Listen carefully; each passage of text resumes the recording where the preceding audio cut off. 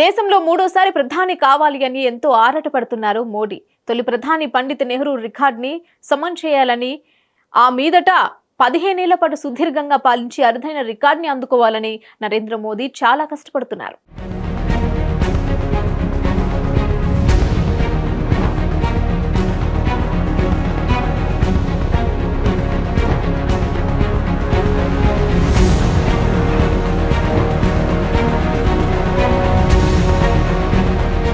కానీ తాజాగా ఎన్నికల రిజల్ట్స్ బీజేపీకి తేడా కొట్టాయి.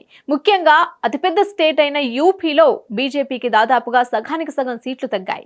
అలాగే గతసారి పశ్చిమ బెంగాల్లో 22 ఎంపీ సీట్లు బీజేపీ గెలిస్తే ఈసారి మాత్రం కేవలం 12కే పరిమితం కావాల్సి వచ్చింది.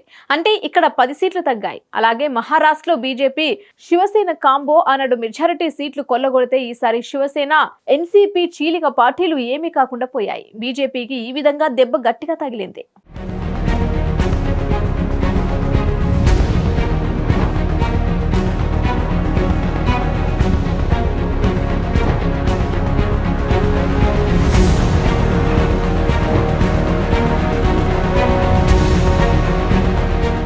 ఈ వ్యవహారం అంతా చూస్తే 2019లో 304 సీట్లు సొంతంగా గెలుచుకున్న బీజేపీకి ఈసారి 238 సీట్లు మాత్రమే దక్కాయి.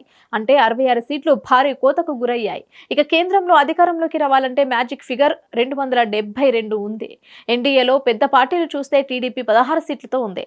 ఆ తర్వాత 15 సీట్లలో జేడీయూ ఉంది. ఇక ఏపీ నుంచే జనసేన కూడా ఉంది. ఆ పార్టీకి 2 సీట్లున్నాయి. ఇలా ఈ పార్టీలు కలుపుకుంటేనే మోడీ మూడోసారి ప్రధాని ముచ్చటగా తీరుతోంది.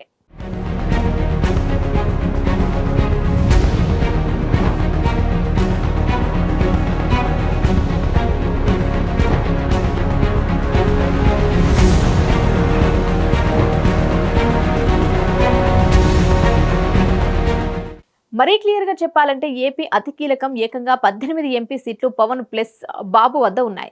మరి మోడీని ప్రధాని చేసే విషయంలో ఈ బలమిస్తున్న ఈ రెండు పార్టీలు కేంద్రం నుంచి ఏపీకి ఏం తీసుకొని వస్తారన్నది అందరికీ కదులుతున్న ప్రశ్న.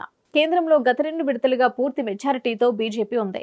దాంతో ఏపీ నుంచి 22 మంది వైసీపీ స్థానాలు ఉన్నా కథలు చేసే స్థితి 2019లో లేదు. అలాగే 2014లో చంద్రబాబుకు 15 మంది ఎంపీలు ఉన్నా పట్టించుకోలేదు. కానీ ఇప్పుడు అలా కాదు.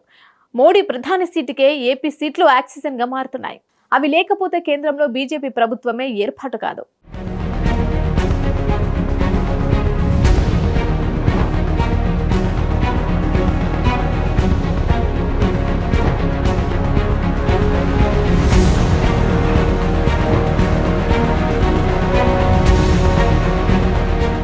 మరి అంతటి ఘనతని బీజేపీ అందిస్తున్న టీడీపీ జనసేనలు ఏపీకి 10 ఏళ్లుగా ఉన్న విభజన హామీలతో పాటు కేంద్రం నుంచి రావాల్సినవి సాధించుకొని వస్తారా అన్నదే చర్చ.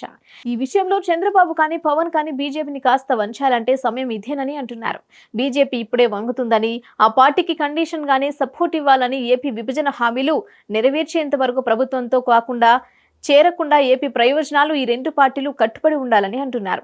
ఆ విధంగా చేస్తేనే బీజేపీకి ఫిగర్ ఉంటుందని, ఏపీకి ఏం చేయాలన్నా కమలం పార్టీ కదులుతుందని అంటున్నారు.